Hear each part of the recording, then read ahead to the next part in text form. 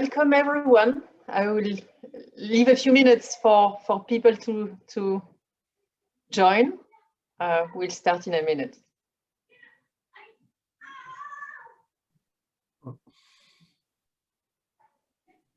That should be fine.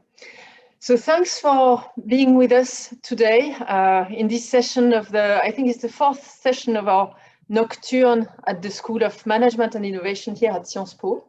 The session is open to our students, but it's also open to other students at Sciences Po and to people from outside who are interested in our topic today. Our topic, you've seen it on the title. It's an ambitious question. It's about finance. It's about saving the world. And it's a question, can finance save the world? It's a broad one, but you might notice if you followed us from the beginning of the series that there's a consistency in the line of the topics we cover. The last of our session was, I'm saying this for Amandine and Bertrand, a meeting with Jean-Dominique Senard and Yves Perrier about responsible capitalism. So this comes very much in the line of thought that we've put together in the school, going beyond shareholder value, looking at how we can make economic activity not only sustainable environmentally, but also socially, and also in line with the expectations of new generations. So I'm very grateful to our guests today to have accepted to be spending 2 hours with our students. That will present them in turn. There are 4 of them actually. You have 2 speakers and 2 students of whom we are proud to have here. They've prepared the session very thoughtfully. So our speakers today are Bertrand Badré.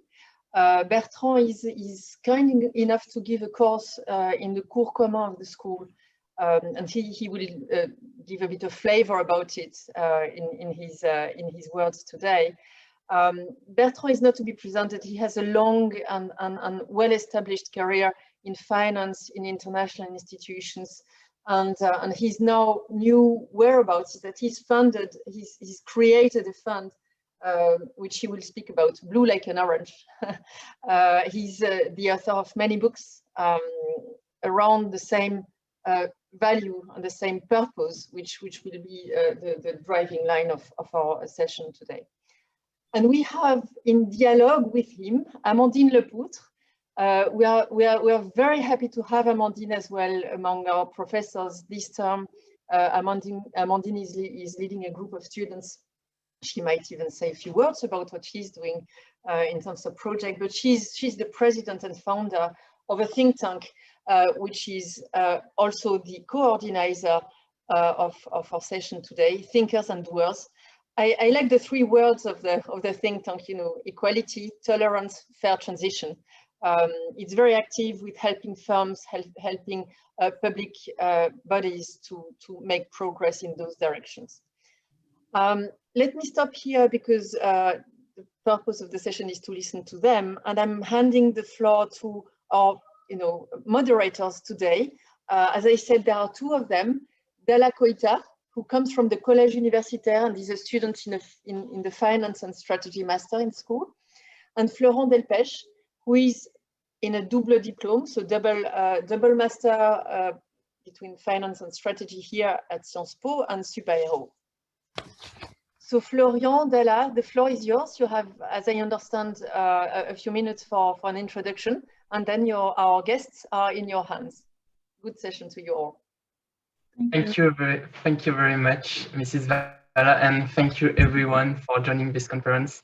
So don't hesitate to ask questions by writing them using the Q&A tool at the bottom of your screen. We will relay them to the speakers after the conference.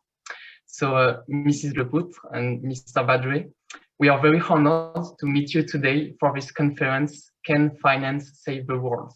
Such a crucial issue. There is no denying that ecological and social transition has become a major concern in our society.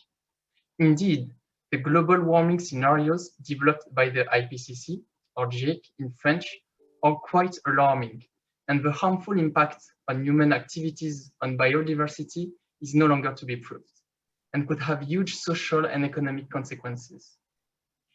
It is true, though, that for a few years, we have been witnessing an awareness raising in the financial world, especially since the speech delivered by Mark Carney, the governor of the Bank of England, in September 2015, in which he presented climate change as a systemic risk and called to break the tragedy of the horizon.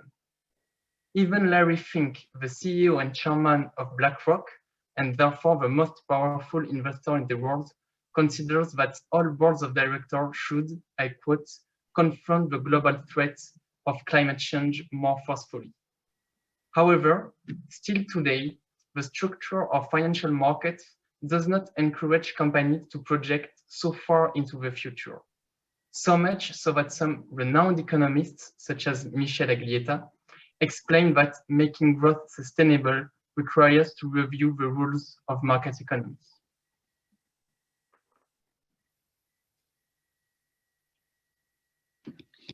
From the World Bank to your investment fund, Blue Like an Orange Sustainable Capital, you've participated in establishing the principles of a financial system that would take into account long-term issues such as climate change. Being both a theoretician and a practitioner of sustainable finance, you depict Blue Like an Orange as a laboratory for sustainable finance. Moreover, you've decided to make finance a lever to tackle sustainable development by putting emerging countries at the core of your fund's impact approach. In your new book, Do We Really Want to Change the World?, you expressed your ambition to reconcile the irreconcilable, finance and the common good. In this book, you question the resilience of our economic system, insisting on the importance of not wasting the COVID crisis as we wasted the 2008 financial crisis. And you propose to use this global crisis as an opportunity to rebuild our financial paradigm on sustainable foundations. Therefore, 5 years later, it still appears legitimate to ask, can finance save the world? But also, do we really want to save the world and how?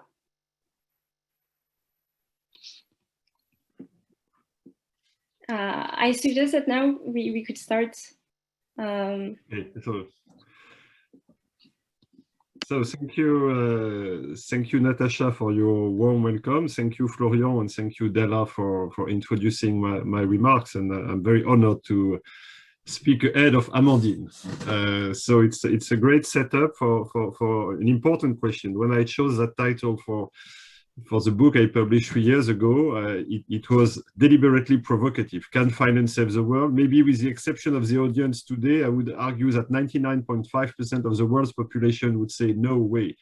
They would say that finance can only ruin the world and benefit, I mean, the happy few. And that's, well, I will try. I mean, I tend to have sympathy for that idea, but I'm trying my best to provide another idea and say that can finance save the world? Yes, if, and we'll discuss the if in detail in a minute. So I'm very happy, and to be honest, I'm very excited to be here tonight. It's a difficult moment here in France. I am in Washington, D.C., in the US, where actually the mood is changing because of the rollout of the vaccine and because of the adoption of the Biden plan, the $1.9 trillion Biden plan adopted last week in Congress. The perspectives are getting brighter by the day. I know it's way more difficult in France, and I feel for you in particular because a big part of my family actually is also in France. At the same time, even if the moment is difficult, we know that it's not going to last forever. I mean, we're getting closer to the end, even if it has maybe to be worse before it gets better. We have discussed a lot in France, but not only in France, about the world after. And the world after is coming close, actually. We will face the reality test, maybe not in a minute, but in few weeks or few months. And it's still pretty unclear what this world after will look like. You might remember that Welbeck, the most enthusiastic French writer, says the world after is going to be like the world before, but worse. That's an option. You have another option, which is Back to the Future. You have another option, which is Brave New World. You can also have an option with the famous Gattopardo mantra. It has, I mean, everything must change so that nothing changes. So you can play around these ideas. But my point is that it's, in particular for the students, for you today, it's a fascinating moment. I was in your shoes which says a lot about my age, actually, in 1989. That's when I entered Sciences Po in 1989, just at the moment of the fall of the Berlin Wall. That's where we discussed, and I wrote one of my dissertation at that time on the end of history, the famous essay and then book from Francis Fukuyama. We thought this was it. And we had the feeling that we had a blank page and that we were at the right moment at the right place. And to a certain extent, I'm jealous, because here you are again. You are at the right moment at the right place. Things might change and you will have to take responsibility for that. It's your turn. But before leaving you the baton, I'd like to put things a little bit in perspective. So where do I speak from? And why do I think it's important that we have this conversation today?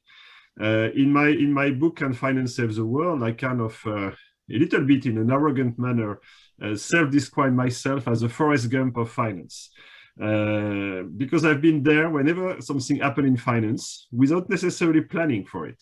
So I was in the Minister of Finance in the late 1990s, where we were working on the euro. I was in London as an investment banker at the time of the new economy. It might ring a bell for some in the audience. I was then in New York, still as a banker, when the bubble burst and when the World Trade Center collapsed. I was then with the President Chirac in 2003 at the time of the war in Iraq on the one hand, but also at a time where we developed how to finance Gavi. Gavi, which now is very familiar to most people, the Global Alliance on Vaccines and Immunization. When we worked on UNITAID, when the G8 summit adopted, still a G8 at that time, adopted a plan on financing water, for instance. And then I was Group Chief Financial Officer of two big banks, Crédit Agricole and Société Générale, throughout the financial crisis. So I literally saw the world collapse under my feet. And then I moved to the World Bank, where I spent a few years at the time, where we were, on the one hand, I represented the World Bank as the Financial Stability Board. So where, with Governor Carney, you mentioned him rightly so, actually, we were trying to see what we could do to repair the system. But also I was heavily involved in the preparation of the big decisions of 2015, the adoption of the Sustainable Development Goals and the adoption, of course, of the Paris Agreement on climate. So after I left the World Bank, I was facing a dilemma, and I'm sure many students in this room will face this type of dilemma in their life. What do I do next? What do I do when I'm a grown-up? So it took me a year at a think tank in Washington to reflect on that. And I made the decision not only to write the book, but also to try to walk the talk and create Blue Like an Orange, my own investment fund with my partners, to say, okay, if I believe that finance needs to be amended, let's do it. And that's why I created Blue Like an Orange 4 years ago. And so I've been since 1989, so almost 32 years now since I joined Sciences Po, but I graduated in 1991, so it's my 30th anniversary. It's interesting because these 30 years have been quite decisive, both on the financial and environmental front. On the financial front, I come back to that, a number of things happening, but it's also very interesting to remember that the very idea of sustainable development was framed by the UN in 1988. So it's interesting to see in parallel what happened on both the financial and environmental and sustainability front during that period. I started to teach in Sciences Po 10 years ago. Actually, I remember I went to see then Richard Descoings. I was Group CFO of Crédit Agricole, and I say, we are seeing the most incredible financial crisis we've ever seen. I'd like to explain to students what it is, what it means to be CFO of a big banks when the world collapses. And what does it mean? And I was willing to exchange with people. So that's basically why I've spent a lot of time reflecting on the evolution of finance. And this year, Natacha, and thank you for everything we've been discussing throughout your own career, from Goldman Sachs to the ECB, or the EIB and ECB, and now to Sciences Po, we've discussed what's happening in finance. 5 years ago, with Governor Carney, I remember we had a press conference when we discussed the silent revolution in finance. We were very optimistic 6 years ago in 2015. The truth is that 6 years down the road, it's a little bit less silent, but it's still not yet a revolution. We come back to that. And that's really why this course that I've put together with the support and the encouragement of Natacha is coming this year. I'd like to share with the students the fact that there is something happening. There is a new finance that might emerge. I would say the jury is still out, but still there are things happening. And I've brought with you a number of my partners in crime. I will not spend too much time today because I will go straight to the point. But I've brought some partners in crime to teach this new finance emergence at Sciences Po. I've asked Sir Ronald Cohen, who is an amazing guy. He's the inventor of impact. And he just released actually a book called Impact. He created the first social impact bond, etc.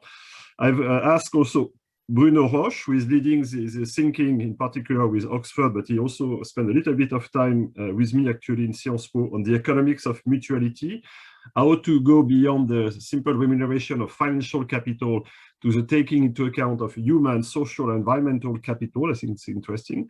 I've asked Bernard de Longevial, who is creating and leading the sustainable finance part of Standard & Poor's. So I think it's a very interesting signal that you see how traditional firms like S&P are moving into that field. And he will tell you what he's doing. How do you move? How do you structure this sustainable finance? And then Florence Didier-Noireau, who has been a long time with Deloitte. That's how I met her. She worked with me when I was at Crédit Agricole, and who is now one of the best specialists of the European regulation. So on the one hand, you will have the prophets, I would say Ronnie Cohen and Bruno, which are also doers. And you have also Bernard and Florence, which will tell you how in real life you move from the big concept to implementing things in regulation and evaluation. But today, I'd like to share with you a few things. First, I'd like to look in the mirror and have a quick overview of what happened over the last 100 years. And then to kind of reduce the focus and focus on what happened in the past few years. After the global financial crisis and after COVID, and then obviously try to change, not to look backward, but to look forward. And what can we do together to make sure that the question, can finance save the world, does not make people smile anymore, but people say, yes, great, can finance save the world? The answer is yes. And that's where I'm coming from. That's where my last two books were about. Can Finance Save the World was really published with the momentum of what happened in 2015, the adoption of the Paris Climate Agreement and the adoption of the Paris Accord. I was part of this. You might argue I'm totally biased, which is absolutely true. So I believed in it. I thought this would work. And the last book, Do We Seriously Want to Change the World, is a little bit more, I wouldn't say pessimistic, but takes all this with a pinch of salt, realizing that we are not there yet and there is a lot more to do. So where do we stand? And that's why there couldn't be any better partners than Amandine tonight, because I mean, it's really about thinking and doing, the thinkers and doers. And I'm so excited that we can exchange, the two of us, how to save the world. So everything started 100 years ago. And that's my first part. I mean, Sciences Po, you have to be clear on when you start part. So I'm starting my first part. 100 years ago, actually 103 years ago, 1918. I mean, you can argue that the sequence between 1918 and 1945 is probably the worst you can imagine from a geopolitical and economic and social perspective. You finish a world war, you move straight into a pandemic. Everybody had forgotten about the Spanish flu. Now we are more familiar with that. And then you move to the Great Depression, the Second World War, etc. You can't imagine a worse sequence. I mean, very well discussed actually at that time by Keynes in the economic consequences of the peace. And 1945, in particular, thanks to the US leadership, we kind of stabilize the whole thing and start a new phase of globalization after 30 years of disaster. So it's the time of the Bretton Woods Agreement, July 1944, creation of the World Bank and the IMF, the United Nations in June 45, the Marshall Plan in 1947, NATO, all these big institutions. Everything was kind of organized on that side of the Iron Curtain, obviously, under the US leadership, under the dollar leadership. That was the cornerstone of the system. And it worked well, until it stopped working well. It worked well because that's what we call the Trente Glorieuses in French. I don't know, it's not into many countries, but this is a period during which the US led the world, and Europe and Japan in particular could catch up and follow up. So an amazing period. But as a number of economists, including a famous Belgian economist called Triffin said, this could not last. As long as you cannot have the fixed system that you have with the dollar and gold, and the opening of the economy. With the Vietnam War, with the opening of the economy, dollar was under pressure. A number of European countries, but not only, started to exchange their dollar against gold. Pressure was mounting. And that's one of the turning points. We will celebrate, I don't know whether we celebrate, but at least we will remember this summer, 15th of August, 1971, so 50 years ago, Richard Nixon made the decision to temporarily suspend the convertibility of dollar into gold. I mean, it's temporarily, 50 years later, we're still there. So it's interesting per se, but it's also sending the signal that we are moving into a new universe. I don't think this was thought this way at that time, but the reality is that we moved in a world where everything started to float. What is a dollar worth today? And you will argue a dollar is worth 0.9 euro. Okay, and say, what is a euro worth? And then you say a euro is worth $1.2. And so you enter into a world where the reference is the market. And it has very important consequences, including from an accounting perspective. The other important date was a few months before, 13th of September, 1970, in a famous article in the New York Times, Milton Friedman, great economist from Chicago, stepped into a debate that was agitating the US at that time, which was the discussion on General Motors governance. General Motors wanted to enlarge its board to include 3 representatives of public interest. I don't know how you translate this today, civil society or whatever, but at least they wanted to expand this. And Milton Friedman stepped in and said, no, this would be pure unadulterated socialism. The purpose of business is to increase its profits. Sometimes you forget to read the whole article. The article is more sophisticated than that, but the main message is the headline, increase profits. So meaning profit is an end to an end, nothing else. Even if in the article is say within the acceptance of society. So you have limits, but people tend to forget the footnote and move straight to the Excel consequences of increased profits. So that's really between Nixon and Friedman. I think this is a turning point in our economic and financial model. It took a political perspective with the election of Reagan and Thatcher in the late 70s, early 80s. It was called the conservative revolution, the neoliberal model, then the consensus of Washington, whatever you name it. 1989, I mentioned it, then when I joined Sciences Po. End of history, this was it. Obviously, it was not. I mean, what we heard in 1989 did not exactly what we've seen after that. In 2007-8, the global financial crisis brought this to an end. It was a crisis of innovation, obviously. That was a moment where innovation was running ahead of everything else. You were innovating for the sake of innovating. It's very difficult to argue that a CDO square or CDO cube bring anything to the state of the economy and to the real economy or common good. It was a crisis of regulation. And again, it was not an accident. As part of the model, remember, Reagan in his inauguration address says the government is not the solution, the government is a problem. So light touch regulation was the name of the game. And of course, it blew up in 2007 and 8. So not an accident, it was intrinsically part of the model. It was also a crisis of globalization. To a certain extent, globalization was very fast financially. I mean, the financial globalization was fast. The technological globalization was fast. The ethical globalization was a little slower, and the legal globalization was way slower. So you had a discrepancy between tech and finance, which went fast, and the rest, which was way beyond. And Mervyn King, then governor of the Bank of England, after the bankruptcy of Lehman Brothers, had this very interesting statement. He said, when everything was okay, I quote by memory, I don't exactly remember the name, but when everything was okay, Lehman was a global bank. I mean, everybody was benefiting from having a global investment bank. But when Lehman went bust, I mean, overnight on the 15th of September 2008, all the money was repatriated to the US. And Mervyn King said, well, when things turn bad, you become domestic again. That was really the point of tension. As a consequence, and again, you have had plenty of occasions to discuss the crisis. As a consequence, the main impact was the loss of trust and the growing distrust with the financial world, with the politicians, with the elite in general, and to a certain extent with science and technology.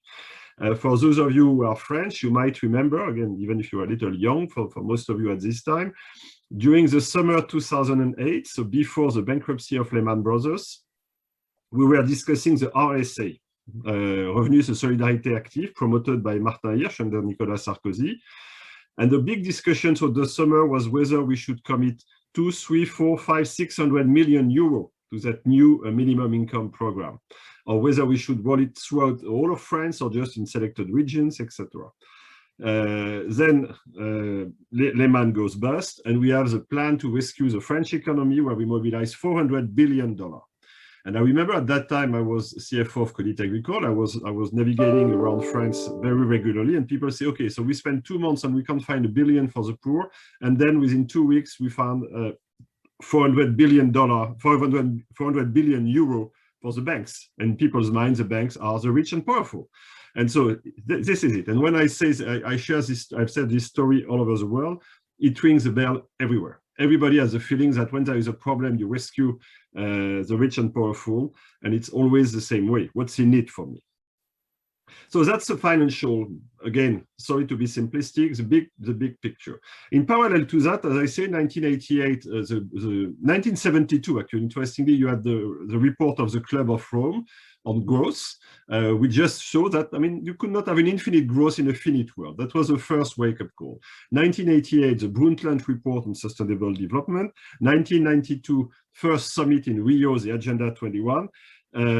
Year 2000, the adoption of the Millennium Development Goals, and then the succession of the COP until COP21 and the emergence of the Sustainable Development Goals. So that's interesting to see the tensions between the issues with the financial models and the emergence of the environmental and social concerns. So what have we done at that time? What was the status of the international response to the global financial crisis? The truth is that we've done something, and the good news is that if we had not done something, we'd not be here today to discuss. We are not in 1939 or in 1941. So the financial system did not collapse, the world economy did not collapse, and we are not dead. And it's a good news. So we shouldn't be too tough on us. We've done the job. And I've seen that from close, so you might argue I'm biased also from that perspective. But my problem is that we've, as you would say, we have patched up the system. We did not work on the design of the system. So we worked on the ratios, capital ratios, liquidity ratios, governance, etc. But we never really discussed in depth the fault line of the system, the operating system itself. So we kind of put some protections, some bond aid, etc.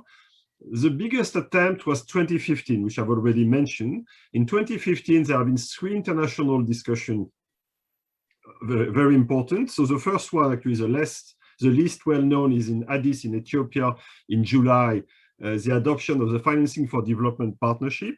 In New York in September, the adoption within the UN framework of the Sustainable Development Goals, and in Paris in December, the Accord on Climate.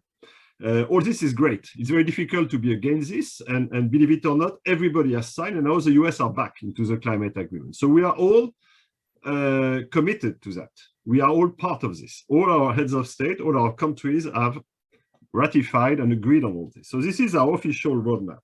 The big issue with that roadmap is that we never really spend much time to discuss, okay, what is needed to get there. Everybody agree on the objectives, but we have not really discussed whether we need to work on the underlying financial framework.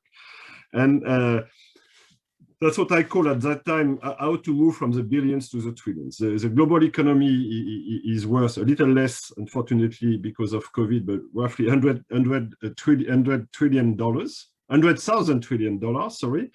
Whereas the public transfer from the south to the north are to the tune of hundreds or few hundreds of billions of dollars. So there is an issue. Everybody agrees that to move to a sustainable development path, you need to shift the needle by trillions of dollars every year. We are not there yet. So the underlying principle in 2015 were this will move because there is a global will to get there. Goodwill will make the trick. The market will follow. And there will be peer pressure to go up, not to go down. And that was really enthusiastic. This was really symbolized by the handshake between Barack Obama and Xi Jinping. So people say, yes, here we go. But we underestimated the fragility of goodwill. We underestimated the fact that goodwill is prone to washing. There were very little incentive in the system to reward good behavior and punish bad behavior. And that's really what happened. And that's basically where we were a year ago, just before COVID. We were off track on all of these 3 conferences. We were off track on all the commitments we had made. And in parallel to that, we had a growing concern, in particular in advanced economy, that inequalities are rising. And that creates an additional layer of social tensions on top of the environmental tensions. And let me quote before moving into my third part, which is really what next with the COVID. Let me share with you, we do it in French and then to try to translate it appropriately in English. During the lockdown period, I read again Les Mémoires d'Adrien, Adrian's memoirs from Marguerite Yourcenar. And she has these amazing words. She puts herself in the shoes of Emperor Adrian, the aging emperor reflecting on Rome and his own job, his own responsibility. And Adrien said, let me tell you in French and then try to translate it into English. Je sais que la chute de Rome va arriver. Comment puis-je la retarder? Comment puis-je retarder ces moments où les barbares au dehors et les esclaves au dedans se rueront sur un monde qu'on demande de respecter de loin ou de servir d'en bas? So I know that the fall of Rome will come. How can I delay this? How can I delay this moment where the barbarians outside and the slaves inside will rush on a world that we ask them to respect from far or to serve from below? And I think this is precisely where we are today. If we don't address these questions, we have an issue. And that's a tough one. So COVID arrives. And COVID actually is not a crisis of globalization per se. It's not a crisis of capitalism. COVID is really, you had pandemics all over the ages and all over the latitudes. But COVID is actually highlighting the fault lines that were not treated. You reminded us that I said, well, let's try to not waste this crisis the way we wasted the previous crisis. So what we had not done previously remains to be done. So COVID highlighting the problem will help us solve this problem. Second, it's also highlights the natural selfishness that has developed in the world. What I've called in my previous book, Ohio versus California, not because Ohio is Republican and California Democrat. Ohio means own house in order. Own house in order, say, oh, your migration, no, pandemics, no, climate, no. I want to take care of my own garden, my own house in order. I don't want to take care of the rest of the world. It's called America First, it's called Brexit, it's called many names all over the world. Whereas we should be in California, CA, collective action. So today we have a selfish globalization. We have a globalization that has lost its compass. And as a signal, let's just see what's going on with the vaccine today. Or a year ago, when the UN and the World Bank say we need to provide $2 to $3 trillion support to the emerging and developing economies, and the whole thing that the G20 could bring to the table was $10 billion. So we are not there. And of course, it's also accelerating a number of tendencies, including the digital transformation of economy with potential social questions. It also reinforces inequalities. Sanitary inequalities, economic inequalities, social inequalities. And of course, COVID forces to raise a number of questions on finance. To a certain extent, it revives the question, can finance save the world? At a moment where a number of fundamental questions in finance will force us to look at finance anyway, COVID or no COVID. Let me take 3 points. What does it mean to have a negative rate? When I was in your shoes, the only example of negative rates under Natacha's control was an example in Hong Kong, where for a few weeks, you had a tension. The Hong Kong dollar is connected to the US dollar. And so there were tension, and so the Hong Kong Monetary Authority had to go negative for a little while to readjust the peg between the two economies. That was it. And the rest was kind of a little bit hypothetical. And now we've been dealing with trillions of dollars on euro invested at negative rates, and we still don't really know what it means. We do it. We have not really adjusted our models to take this into account. Second questions, of course, the Bitcoin and the cryptocurrency. What does it mean for the non-cryptocurrency, for the traditional currency? So you have a lot of conversation. And of course, you have this in France, but in many countries, the role of central banks. Is money become free? What does it mean? Should we cancel the debt? I mean, all these questions, which are very, I mean, not necessarily completely new, but at that scale are very new. So whatever happens, finance will have to address these questions to move forward. But bottom line, what I see today is that we are still very much in a Friedmanian world. What do I mean with that? Accounting norms, remuneration policy, fiduciary duties of the people which manage your money, governance rules, rating, disclosure, reporting, all this is predicated on this very important sentence. The social purpose of business is to increase its profits. And what happens with Nixon? As I said, in accounting, you have learned, or you will learn that, we call it mark to market. That's as simple as that. This is the way you handle things today. And again, it has worked for a while until it has reached its limits. So what I'm suggesting, to be a little provocative again, we should move from a system which is mark to market to a system which is mark to planet. Because this system has reached its limits. We've seen that optimization at all costs, which is a necessary end game of maximizing profits. Profit as an end to an end, you push, you really, you maximize as much as you can. That's what I'm calling the Excel capitalism or PowerPoint capitalism. You say, okay, the UK has joined the EU and there is a tunnel. So we should really work along these lines and make sure that, particularly in the automobile industry, for instance, the spare parts move in and out of the UK to the EU, etc. You create very interesting value chain and you think it's going to be forever. And you don't expect Brexit to happen. Same with China. When China entered WTO, we were all collectively very naive and say, yes, China will be like us. No, this did not happen this way. So you have to open your eyes and you have to realize that it's not just about Excel and PowerPoint, it's about real people in a real planet. And I think one of the issues we are facing is that with that model, we have hit solidarities, geographic solidarities, economic, social, and family solidarities. Utilitarianism is effective, but dangerous and fragile. And in particular, it raises a question of the underlying financial approach we are developing. I mean, I know that's what I've been taught 30 years ago. That's what I've been teaching for many years. The financial model, risk return. Risk return is really the backbone of the financial industry.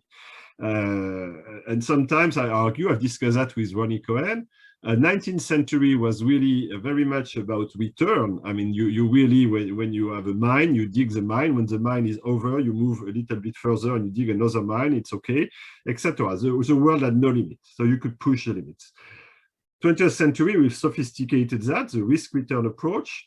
Again, this is really why you have a private equity industry, a VC industry, all the underlying models to value financial assets, etc. But this approach does not incorporate these issues that we've been discussing, in particular social and environmental issues, what the economists call externalities. How do you bring this in the model? Because if you believe that the model is driven by profits as an end-to-end, you don't have to take care of this. It's not part of your business. So how do we move this? So how can we really change the operating system itself and really understand that profit is not an end-to-end. Profit is a necessity. I mean, if you're not profitable, you're dead. So I don't want to say that profit is bad. You need to be profitable, but not at all costs. Profit is an outcome. It's a result. It's a result. It's not an objective. It's also the result of a given norm. You calculate profit as per certain regulations.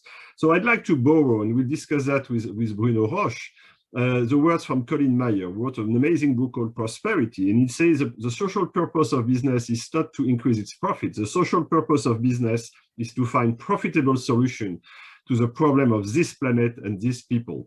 So it's really to connect profit with its utility. Profit is legitimate because it demonstrates it's useful. It brings something to the people on this planet. It's not an end to an end.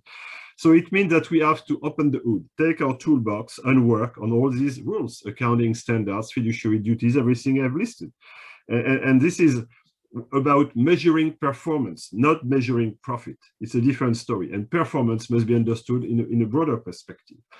I believe that market economy is the best thing we have invented to allocate resources under constraints. But we have to work on the constraints. That's the point.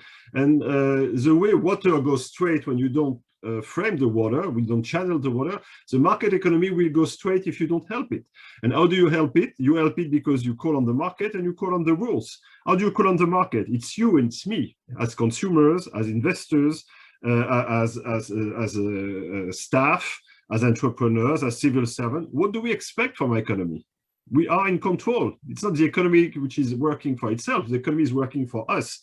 So if as consumer we say we don't want to buy this type of products because we don't think they are done properly, it means something.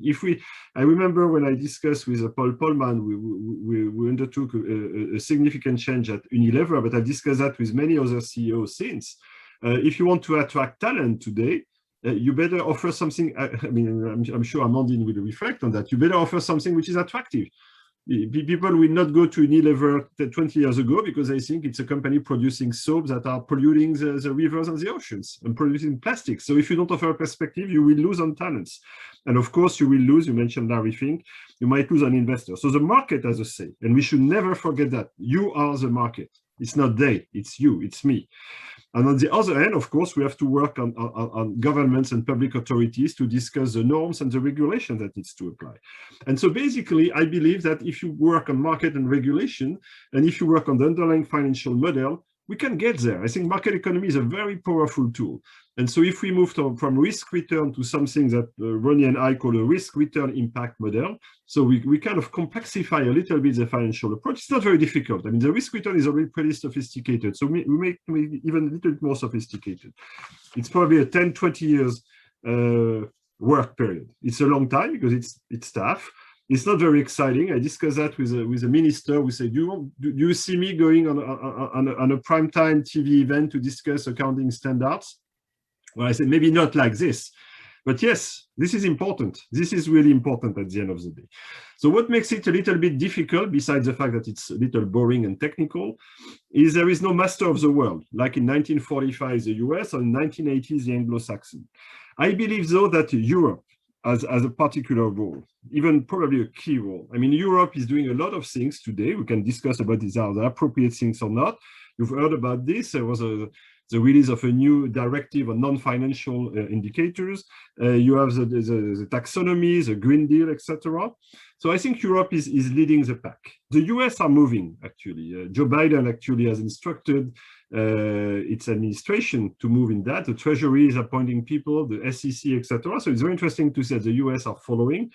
But there will be tensions, because the truth is that the US and Europe don't have exactly the same vision on this topic. And the US are also relying on a number of actors like S&P. We'll be able to discuss with Bernard for my students, BlackRock, Bloomberg, etc. So I hope that we will converge and not have a gap in the Atlantic between two visions of the world. But I think it's important that we have a strong European vision, which requires a strong intellectual and political work behind it. Again, you have to put this this way. It's really about a vision of the world. Who is going to tell in 10 years from now what is good and what is not good? That is the reality. And let me take you an example, which is a very practical one. The diversity. You know, it's a big deal everywhere, and for very good reasons. So when you receive a questionnaire in France, people ask you about ethnic diversity, which in France is forbidden. You can't ask about ethnic diversity in France. I mean, you might discuss whether it's good or bad, but for the time it's forbidden. So if you're questioned by an American people asking about ethnic diversity and you reply NS or NA not available or not significant or I can't answer, you will have a bad grade, the bad mark. So this is what I say, a vision of the world. And you can argue the same about tax, you can argue the same about climate. I mean, there are a number of issues where people have a different vision. So we better be strong on this. And I think it's important to have also a hand offered to a number of emerging and developing economies. We better build this together. So just to conclude, let me highlight what I've called the 12 principles that I think we should keep in mind to work on these financial reforms or financial adjustments. First, I believe we need to combine ambition and realism. There won't be a grand soir. I'm French, so when I speak, people say, this is very French. You want a revolution, you want to cut the head, you want to abolish the privileges, blah, blah, blah, back to the terror. This is crazy. And I do agree. I mean, you don't change the world this way. Just to say, yes, we change overnight is not realistic. It's nice to write an op-ed on this, but it's not the way it's working. So you have to take your time, you have to build coalition, you have to move and create trust. So that's important, but never lose sight of the ambition. Second, you need to have a systemic approach. I mean, it's about climate, it's about nature, it's about inequalities. And in a way, it's about the health of people, it's connected to the health of the economy, it's connected to the health of finance, it's connected to the health of our planet. And again, back to my point, profit is okay if it's connected to all of this. We need a healthy profit, not in the sense of a fat profit, but a profit which is sustainable and inclusive. Third, we need to keep the assets of market economy. Optimization is okay, but not optimization at all costs. Optimization taking into account resilience. Optimization being rooted, and not an off-ground optimization. So we need to reconnect the Excel capitalism to the real life. Fourth point, we need to find the way to develop cooperation between public and private at scale. There is a lot of suspicion today, and it's bad. We need to blend not only our money, but our expertise, our vision, etc. And that's critical. None of the objectives of 2015 will be reached if we don't cooperate. And that's critical. Fifth, there is a digital transformation on its way. It's opening a number of horizons, but like finance, technology actually is a very ambivalent instrument. On the one hand, we believe that this is where the solution is. On the other hand, we are a little bit scared by the strengths, by the underlying force which can be unleashed. So we have to work on, and that's why Sciences Po, among others, is extremely useful. We have to educate, we have to work on the ethics behind all this. Six, it must be, it must put people at the center. As I said, it's an instrument, it's a tool, and the tool must be controlled by the end, not the other way around. The people, in particular middle class, are not just an adjustment variable. They are the purpose of all this, and we should never, never, ever change the perspective. Seventh, and it's connected, and it's very French, you might argue. So in 1789, people pushed for liberté and égalité, so the liberty and equality, and they added fraternity a little later. And I think fraternity is critical. You call it fraternity, you might discuss, besides what the Pope said on Fratelli Tutti, whether it's solidarity or something else, but it's meaning that we are part of the same group. And it's extremely important. Eighth, I believe there won't be any valuation without taking into account values. I think integrity will be a key value for the 21st century. I mean, the tolerance for gaps between what you say and what you do will diminish, and it's going to be painful. I'd like to share an anecdote with you. 12 years ago, we organized at the Institut Montaigne in Paris a conversation on the subprime crisis. It was before Lehman Brothers. We had invited people like Jean Tirole, now Nobel Prize for Economics, and what's his name? Volcker. Paul Volcker was the president of the Federal Reserve. Paul Volcker is a guy larger than life. You can't see me. I'm tall, but he was way taller than I am. And he was questioned by the audience, and one guy said, Mr. Volcker, you are very critical with Wall Street and with the bankers and people in finance, and you say we don't behave well, etc. But you can't say that. I mean, we are just abiding by the rules. So why are you so aggressive with us? And Paul Volcker replied pretty tough. And he said, okay, guys, you're very well paid. You have the diplomas from the best universities. So you cannot pretend you don't know what you are doing. And I will not accept in 2008 the way I did not accept in 1945 the Nuremberg excuse. You know the system, you know what you mean, so don't just get the money and turn a blind eye on what you're doing. You have to be part of this system, and if you don't agree, leave the system or change it. So think about this. Ninth, I think everybody is talking about building walls and sovereignty, etc. I think it would be a big mistake. I think we still to be open, and in particular when we discuss sustainable development, I don't want the OECD to become the bobos of the world. I think it's really about working hand in hand. That's the purpose of Blue Like an Orange, working hand in hand with emerging markets and developing economies. We have to design this together. And that's very important. We don't have to lecture people on what needs to be done. 10th point, we have to promote a culture of better rather than a culture of more. And here again, it's probably food for thought for Sciences Po. I'm going to be a little simplistic and provocative here. The two standards that we are using for public and private life today were born in the 1930s. The national accounting standards, the GDP, is a creation of the Great Depression, was created after Keynes published his famous general theory. And we're still using it, and we know the limits. I mean, I've drafted a dissertation in Sciences Po about the limits of GDP. They are still valid. So maybe after the Sarkozy, actually, in 2008, asked Amartya Sen, Jean-Paul Fitoussi, and Joe Stiglitz to work on something new, I think it was a good intuition. I mean, we work on what we measure. Do we measure the right thing? Isn't it time to really rediscuss GDP and what's connected? But interestingly as well, the accounting standards also come from that date. Franklin Delano Roosevelt, as part of the New Deal, created the SEC. He appointed Joe Kennedy, the father of all the Kennedy group, or the Kennedy family, as head of the SEC. Maybe, as we know, because it's always the crooks are always the best scope. So maybe that's why he appointed Joe Kennedy. And one of the main impact of Joe Kennedy was to force the companies to adopt accounting standards. And that's also interesting. So I believe that now, with the financial crisis, sanitary crisis, social crisis, a climate crisis, maybe it's time to revisit GDP and IFRS. Again, it might help our reasoning. 11th point, and I'm sorry, I'm coming close to the end, Amandine. We owe this to the youngest people. What is sustainable development? I borrow this from the UN. The sustainable development is a development that responds to our needs today without compromising the possibility for the next generation to make its own decision.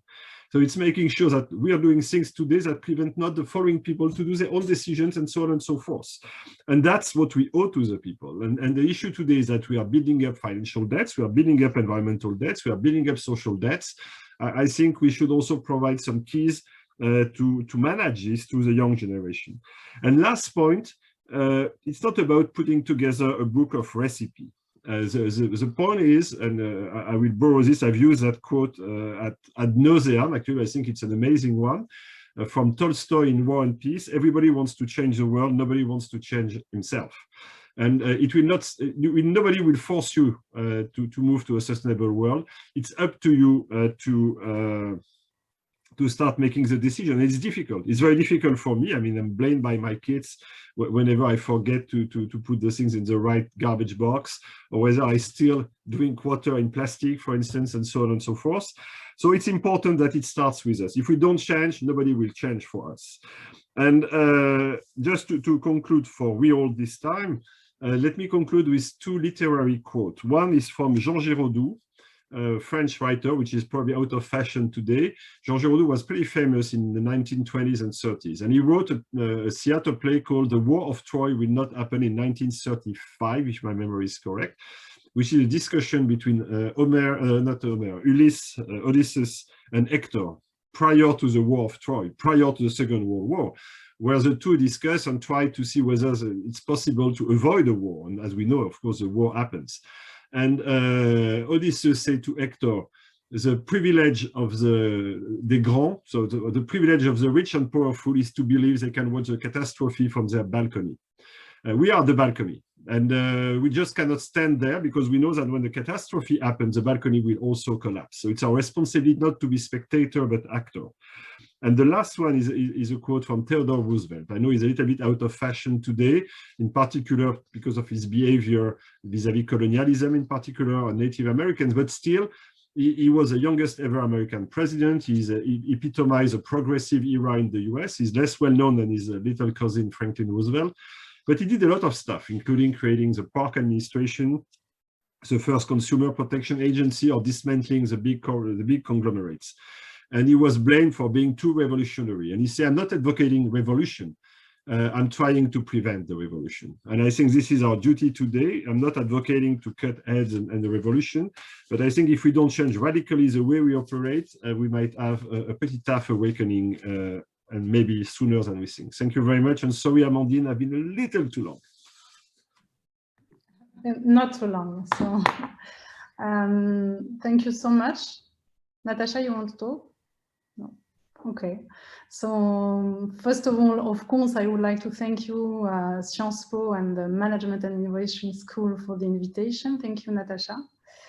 And for me, it's a real pleasure to share this virtual panel with my good friend, Bertrand Badré, with whom I usually exchange during our Thinkers and Doers events and workshops. I think, Bertrand, we are a little bit aligned, so I'm not sure we will debate, but maybe I can give you some observation that we had with our member in our think tank. So to the question, the big question, can finance save the world? One would immediately spiral into the conclusion that no, it's impossible. There is no circumstance under which money can be used to serve the common good. So that would be like, I don't know, maybe saying that the oil industry or chemical industry is the solution to the climate change crisis, or that fast fashion maybe could contribute to reduce inequality.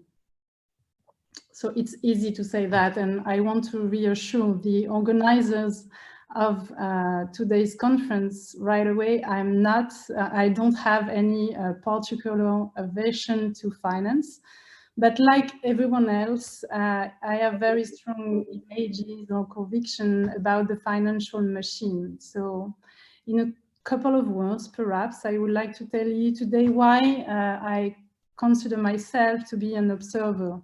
So exactly like you were saying, Bertrand, from where am I talking? 7 years ago, in fact, I co-founded a think tank that brings together its member under the banner of Economy for Humanity. So this idea can also seem a little bit strange, to think that economy can change the world. So probably I was infected by the same virus as Bertrand. Maybe yes. So we founded this think tank with my partner. And behind this, we have a very strong conviction. First of all, I think we should remember that the economic link, and namely trade, if we go back to its origin, the idea was to allow trade between cities, and by doing so unite cultures. So at Thinkers and Doers, first we were between Europe and the Arab world, and then we built an international network, and we created these links, these reflections, which speak first of tolerance. You told it, Natasha. And we built a dialogue between cultures and finally coexisting together. So then behind, I think, this motto, this banner, Economy for Humanity, there is a question of massive change. I think it's very important to invest massively, to do things massively, carry on action, and bring about change as quickly and widely as possible. So the economy, both public and private, have the power to act massively on many issues. And at Thinkers and Doers, we are on three causes particularly. So the environment, of course, equality and tolerance. Today, our members are working regularly on these topics, namely what role can finance play in achieving positive change in this sector. So doing that and doing so quickly. This is why I'm trying with the member, with my team and my partner to convey that finance can change the world. I'm exactly like you, Bertrand. I'm a little bit too optimistic probably, but I think it's possible. So why people actually are scared, and why I think they are right to be suspicious about finance. Firstly, I believe that people are right to be suspicious and fear finance because they are right to question the intention of finance, and they have a lot of reason to. but I'm sure, Bertrand, you agree with me, there is a bad finance. You talked a lot in your book, and you explained a lot of things about the 2008 financial crisis and about the reprehensible behavior of bankers, the historical dangers of the special relationship between politics and finance, abusing sometimes the system through frauds and tax evasion or loss of revenue. So how many banks have made big headline announcements but are still struggling to convince people of the reality of their commitments? Or how many, for example, how many customers have been fooled by the red promises of their banks and found themselves tuned by the reality? But of course, agree with you, Bertrand, I think things are changing. And finance, as you said, there is a new finance arriving. So I think finance is moving in the right direction. And of course, finance is not only a monster. There is hope. You told us from the development, for example, of Mohammed Yunus Grameen Bank to the release of the first social impact bond in the last 10 years. And of course, you mentioned Sir Ronald Cohen, who launched the Big Society Capital. So there is a lot of things actually that we can let us think that everything is changing. As an example, I recently had the chance to discuss with Philippe Zouati, who is the CEO of Mirova, and who stated that in the financial world, the cultural battle is won. But what does it mean? It means, I think, that we should take the time to be proud of this movement of the new converts, the one willing to align finance with the common good, those who wish to implement concrete actions and tools to do so. So probably the first step is to maintain this level of ambition, as you said, Bertrand, and to mobilize the pioneers of the sector so that we remain the guardian of the financial temple. This is the meaning of course, I'm sure you know the Finance for Tomorrow initiative, an initiative willing to establish a strong and stable ecosystem oriented towards international cooperation in order to make the finance of tomorrow more sustainable. There is also the ESG new dynamics, and this new dynamics paved the road from my opinion, to an optimistic path. All over the world, with all the crises we are experiencing, and in order to stimulate a long-awaited systemic change, company and financial players have become aware that ESG criteria now constitutes a real guarantee of responsibility, sustainability, and attractiveness. This is, of course, backed by evidence. On the one hand, investors are now more willing to turn to ESG funds. And on the other hand, companies seem to have understood the importance of this extra financial criteria. For example, in 2020, only 7% of analysts worldwide believe that ESG issues were not a priority for companies, compared to 58% in 2017. And no less than 91% of investors say that extra financial performance has played a central role in their investment decision over the past 12 months. So, of course, COVID has changed everything, and COVID has changed the shape of finance. I would like to I would like to insist on a discussion that I have with Régis Maraudon, a very French guy. He's a sustainable finance advisor at the French Development Agency.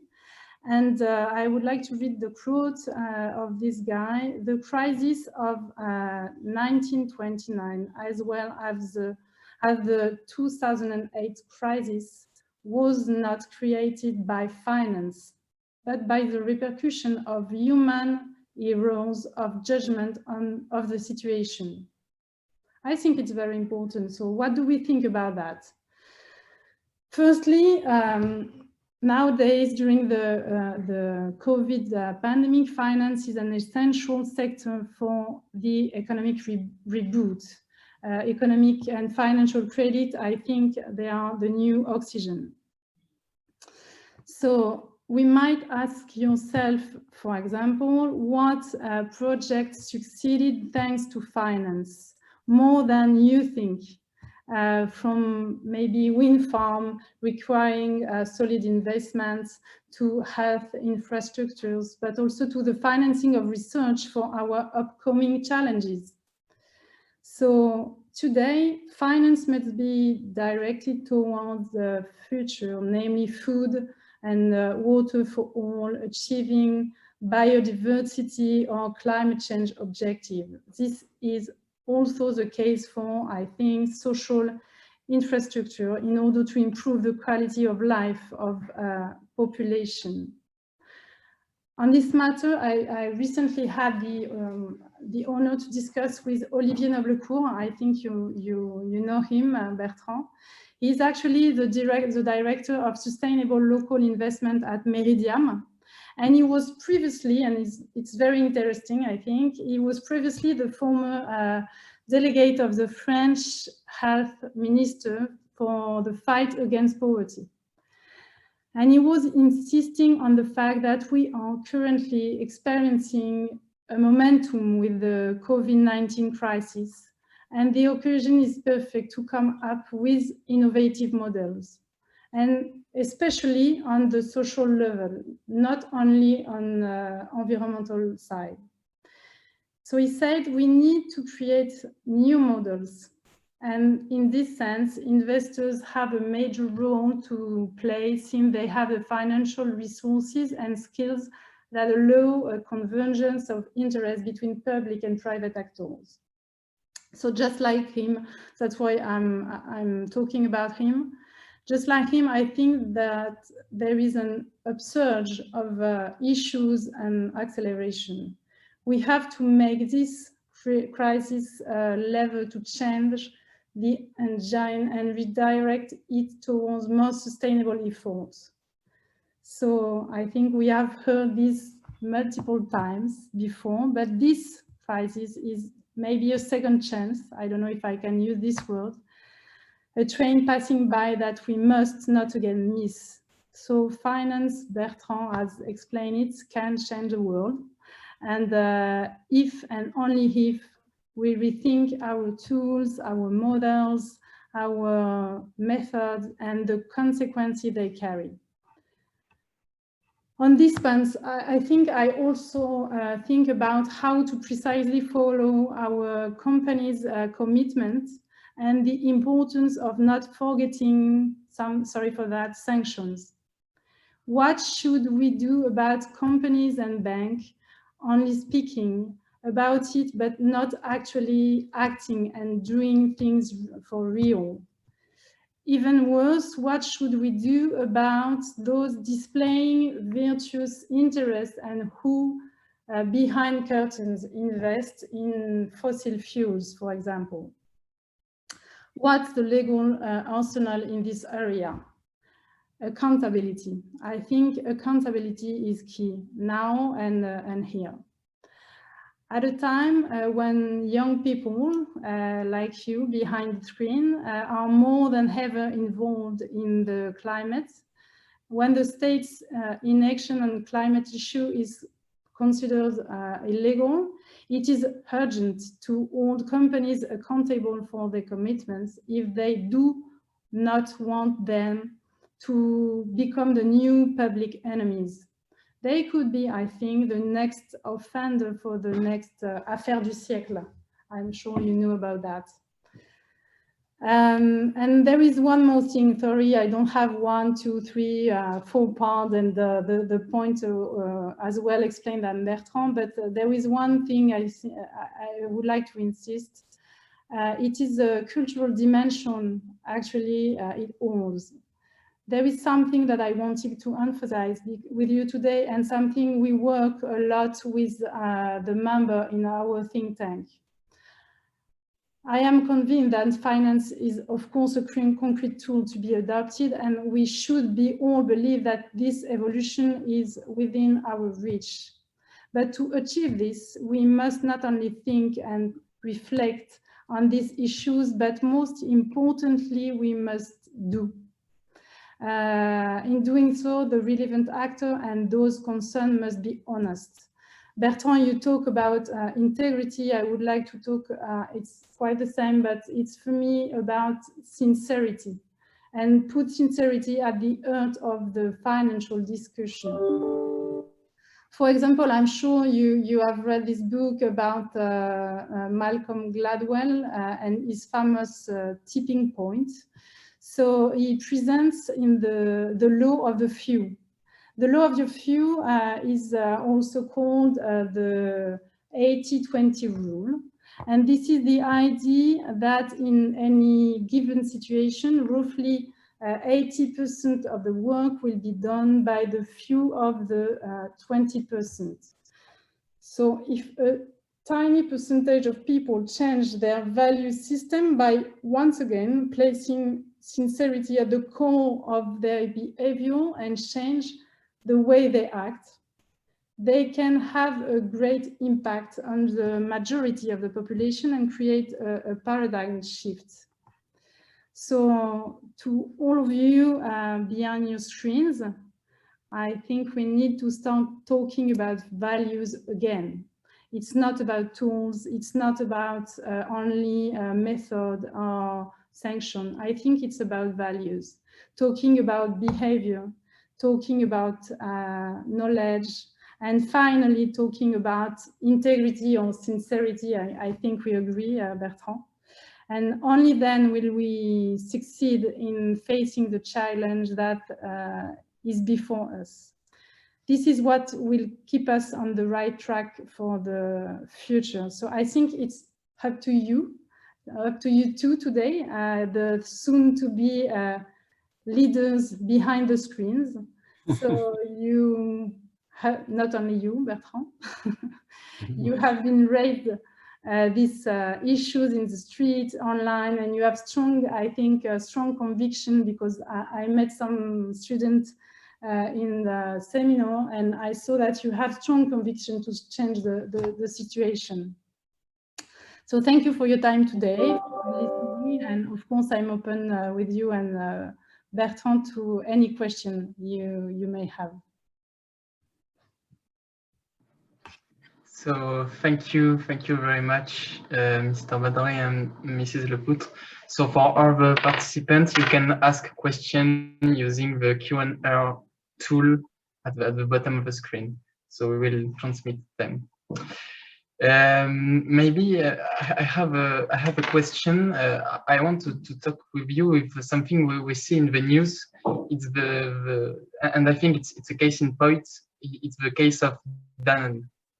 I think you heard about it, because if I'm not wrong, Mr. Badré, you know personally Emmanuel Faber, that is the former chairman and CEO of Danone, who was forced to resign to these positions after almost 25 years spent in the company, because he had planned to make Danone a leading actor in the ecological transition, but after 5 years at the head of the company, the exchange rate of the company dropped by 23%, while the CAC 40 index increased by 4.5% in the same time.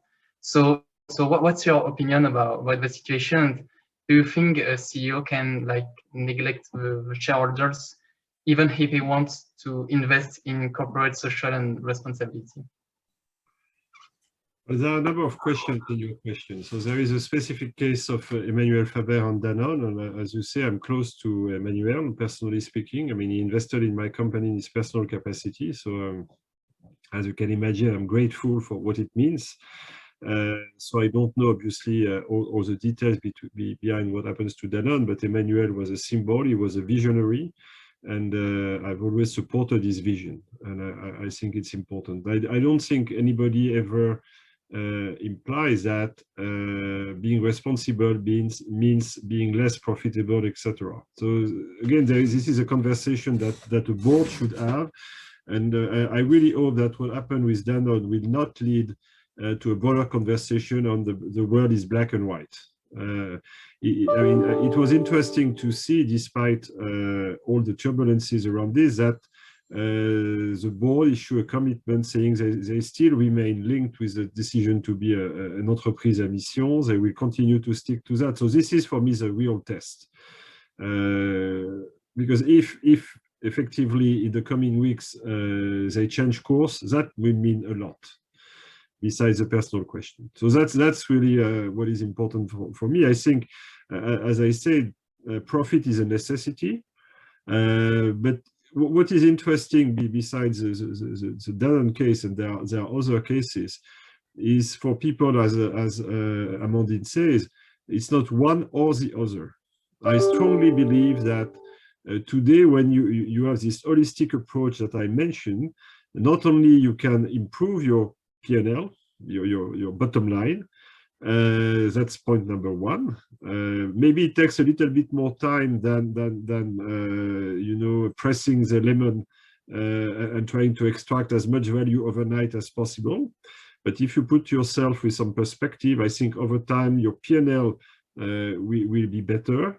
Point number one. Point number two, the quality of your P&L will be stronger. And point number three, based on the two, on point one and point two, the multiples, so your valuation will be higher. People will give a premium to the companies that do the right thing appropriately, etc. So I think for me, this is really the story that needs to develop over the 21st century. This is really this understanding that, as I say, valuation and values go hand in hand. You know, I'm advising a company called JAB. You probably don't know them. It's a holding company, but I mentioned this in my book, actually, and they have a big restaurant business. You might have heard of Pret a Manger, and there are other brands. They serve 3 billion meals before COVID. I don't know exactly what is the figure today, whatever. And they say, yeah, if you are in this type of business in 21st century, you can't not think about waste. You can't not think about the packaging. You cannot think about the sourcing of your products, etc. Because if you don't do that, your customers will not come, etc. So you don't do this because it's the right thing to do. You do this because it's a necessary thing to do. And that's why I say the pressure of the market is growing. So if, and it's what happens to Emmanuel is extremely unfortunate, and I will reiterate my friendship and admiration for him, can force the debate to go to the next stage, that would be a positive. Thank you for your answer. We have a question from Fatma Roston. Isn't there a fundamental contradiction in saying that the financial sector actors, a sector that is not democratic by essence, will solve the issues in society they contributed to expand? So, sorry, I didn't. The question is, isn't there a fundamental contradiction in saying that the financial sector could solve problems that it contributed to expand? And does the financial system have the skills to think new models for the society? Well, coming back to my point on Paul Volcker, I think the financial system, it's probably a little less true today than it was when I was your age, but it's still attracting a number of very smart, bright, and committed people. So I believe these people have the capacity to face the problem, address the problem, and change. That I have no doubt. So you have to try to work on the incentives, on the pressure. Some incentives will come from the outside, as I say, the market pressure. Some incentive will come from the inside, regulatory expectations. But that's really what it is about. I mean, I don't want to say that all the problems are born out of finance, but some of the problems are born out of finance as a tool in a broader perspective. I mean, this is really what I've tried to say, is that what happened since 1970 it goes beyond finance. It's really the way we approach corporate capitalism, the stakeholder capitalism, the role of finance in the economy. And so that's why I say we have to open the hood, take our toolbox and work on the design of the engine. So I'm optimistic, but it's true that it's not going to happen naturally. That is true. You really need to put something to. Amandine. No, I agree with you. I think it will take time, and it will take time to demonstrate that finance is able to serve the right interests. So we will need some very strong and concrete examples that finance can do better. Thank you. So we have a question from Jerome Vick. Are cryptocurrencies and the blockchain consuming a lot of energy an opportunity or threat for the planet? Amandine? This is for you. The truth is that I don't know. This is one of the topics where I'm changing my mind almost on a daily basis. On the one hand, I've spent a lot of time with central bankers, and I'm sure Natacha will have a say on that. And so I'm a little hesitant vis-à-vis the promises of Bitcoin and cryptocurrencies. On the other hand, when I see what's going on, I think it's very interesting to watch the development. It's true that the environmental issue is a real one, although it might be addressed. I mean, you can also power these things with renewable energy, etc. So it's not something which is, again, it's not black and if it was black and white, I would have an easy answer. For me, it's interesting by all the questions it's raising. And honestly, I wish I could have stabilized my mind, and I've not. So, but maybe Natacha, you want to say a few words? Sorry to hook you in the debate. No, it's stealing a minute. I feel a bit obliged, a bit of advertising, but a week ago, I just put out a book with Odile Jacob editions on Le Futur de la Monnaie. Yeah, with a dear friend, Michel Aglietta, who is the Pope of money in this country. It's a very tough question. I mean, the question of the environmental impact of cryptocurrencies is maybe the easiest one, because whenever we are able to measure the actual energy consumption, then we'll be able to map this into metrics that will say yes or no, this is good or bad. I think the deepest question about cryptocurrencies, and I agree with you, Bertrand, is whether or not it's a positive development. I would tend to say that all the technological developments that have been made, the path that has been done through the development of, the first crypto assets, I would call them crypto assets, has been very useful, because it forced central banks to think twice about whether to modernize, whether to give away some of their monopoly over payment systems, how to make sure that they are really up to the modernity, so to say. Where there's a deeper issue, I think, is the confusion that those assets, the development of those assets is creating in the minds of people about what is money. And that's why about, the notion of currency, the notion of money, you always have to think that a money, a currency, is a debt towards someone and towards trust in something.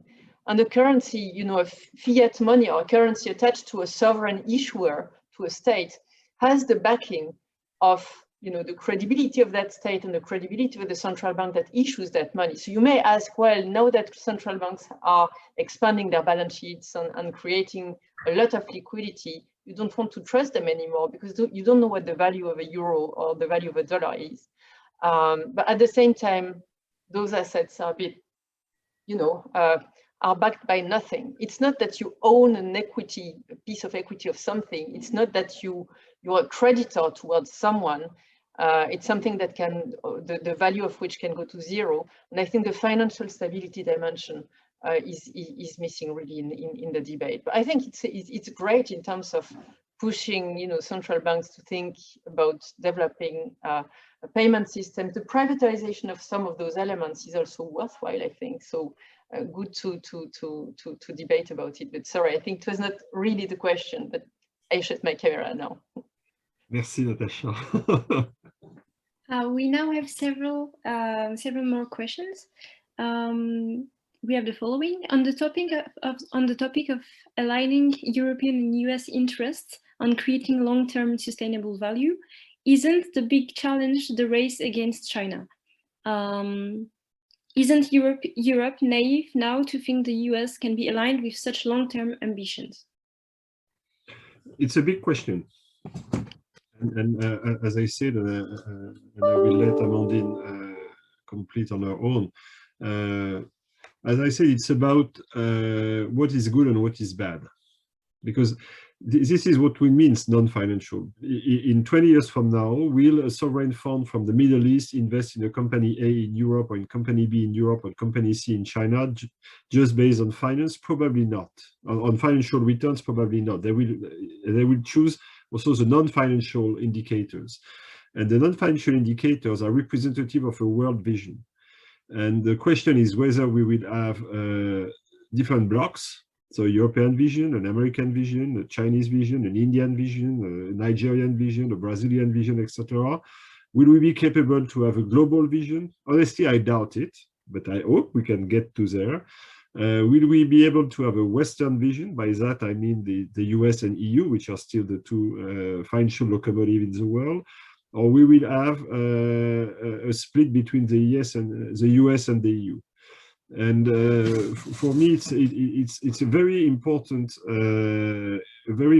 battle, because this is again will be a driver of the way we live. Again, what is good and what is bad? It's the ultimate question of sovereignty. We decide on what is good and what is bad.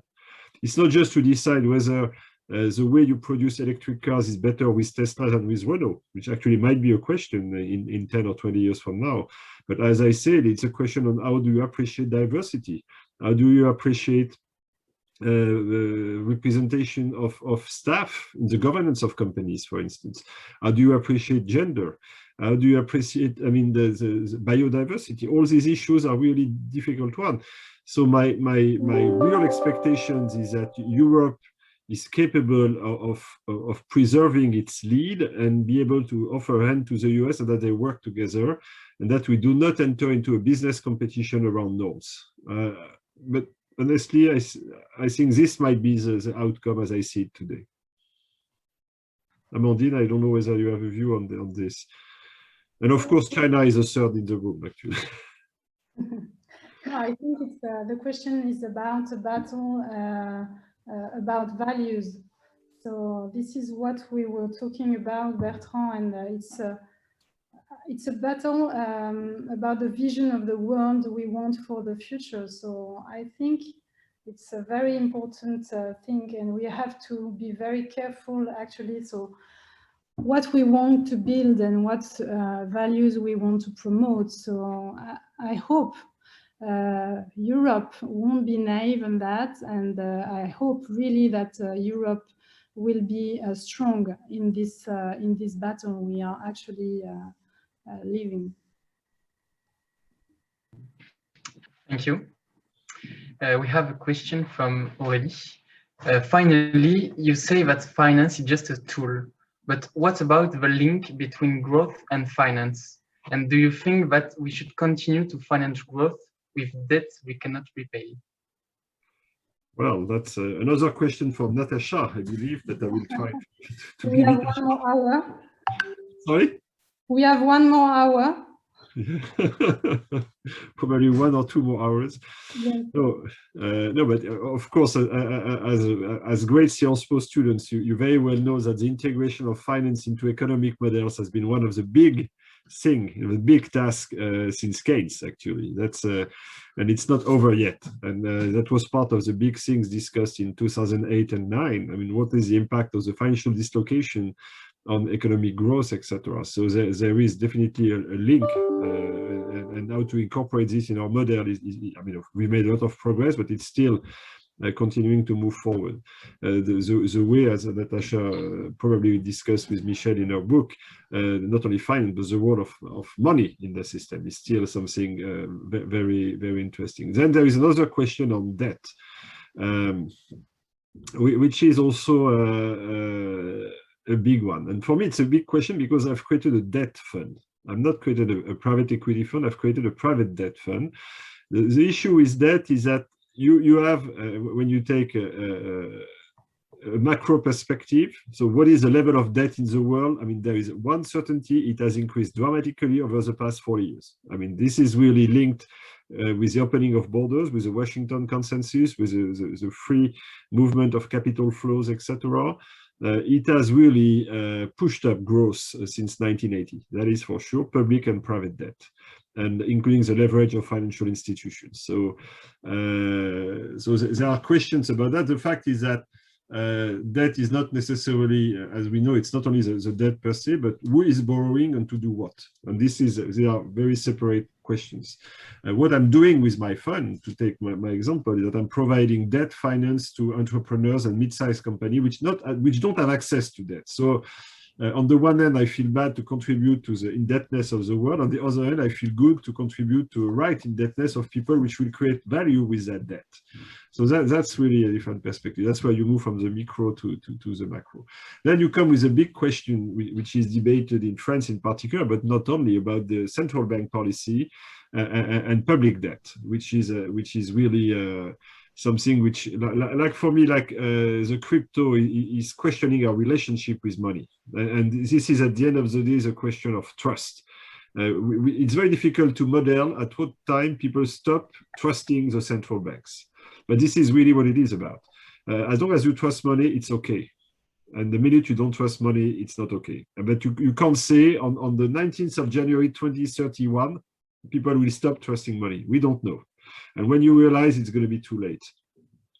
So as what is very interesting with this COVID crisis is that the debate has shifted a lot. In particular, I've seen that in the US with people like Olivier Blanchard and others, which started this even before the COVID, and say, well, the discussion is not the same as it was in the 1980s, where basically you borrow at 10%, and so the 60% and 3% Maastricht ratio were probably about right. Now people say, well, we should move away from debt to GDP ratio and move to the net cost of debt, etc. So what I'm sure, I can't conclude that question, and be very happy to have your views, Natacha, but I think it's time to write additional chapter and additional books on this issue, because it's very new, and honestly, it's largely uncharted territories. Even if we start to have ideas, it's still uncharted territories. Remember that 10 years ago, you had all this controversy about the book from Rogoff and Reinhardt about, 90% of debt to GDP is about, a nuclear war. I mean, who cares now? And were they wrong, or are we right now, or have the conditions changed? That's really. But Natacha, I feel very Amandine, having you in the room. No, just on this, that's a very. There are two things that happen at the same time, and there's a link between the two. One is the fact that we have huge indebtedness in the world, as you were saying, in the private sphere, but also in the public and private sphere. And a lot of that debt from the public sphere is on the books of the central bank. There's a big debate that is going around, canceling some of that debt without having any, purposely any effect on anything, but just helping for the future. I think just for the very reason you mentioned, the fact that money is based on trust, and as long as you trust money and you trust the state, which is backing its issuance through the independent central bank, then that's fine. But when that's not the case anymore, then that's not fine. And therefore, I think we should be extremely careful with those balance sheets of central banks that are bloated with public debt, just for that reason. I think preserving the trust in the issuer is really key, because we don't have anything being issued by any other entity, it being centralized, decentralized, public, private, that would be an equivalent and be able to safeguard the financial stability of the international monetary system. We don't have that. We don't have a single currency. You don't have a global, network of currency swapped lines across, currencies that would stabilize everything. So there are very high risks on this. The last advertisement, and then I promise I shut my camera for good, is that today, and that's why you see my eyes like this, we just published a report with the Commission Arthuis. We were 10 people working on this report on the future of public finances, and that was published this morning on the very topic of how to manage, public finances in the future after COVID, once everything is, all this crisis is behind us. And it's basically saying, and we really bring together different people from different, lines of thoughts, different a prioris, but we finally all agreed on this, that it makes sense to spend as much as we need right now. And you mentioned the US plan, the 1,900 billion plan of expenditure plan that has been passed at the Congress. That's needed, and we should do that. But beyond those years, those quarters and years, we should really think about some stabilization of the trajectory of debt for the future generations. Simply for you who are here at the school studying and who will, work for 40 years and presumably be willing to benefit from that wealth that you're going to produce during your active life. So anyway, that's but Amandine, maybe you want to add something, and I No, agreed, of course, with you too. And I'm not sure that finance is just a tool. In fact, I think finance is also a vision for future, as you said, Natacha. And when you link growth and finance, you talk finally, we should talk finally on another vision, and maybe the word is prosperity. It's a different way that we can imagine the future, because it's not about profit, it's not about growth, and it's not only about profit, it's wider than that. So I think prosperity could be another word to share a different vision and to explain differently the link between growth and finance.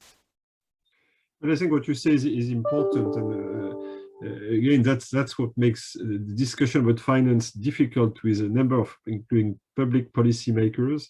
Many people tend to think that it's technical, that it's just a tool, and let's agree on norms, etc. It's not technical. It's really, as Amandine says very clearly, it's also our vision of the world. It's really what we want to see. It's not technical. The way we account for things says a lot about ourselves. The way we pay people says a lot about ourselves.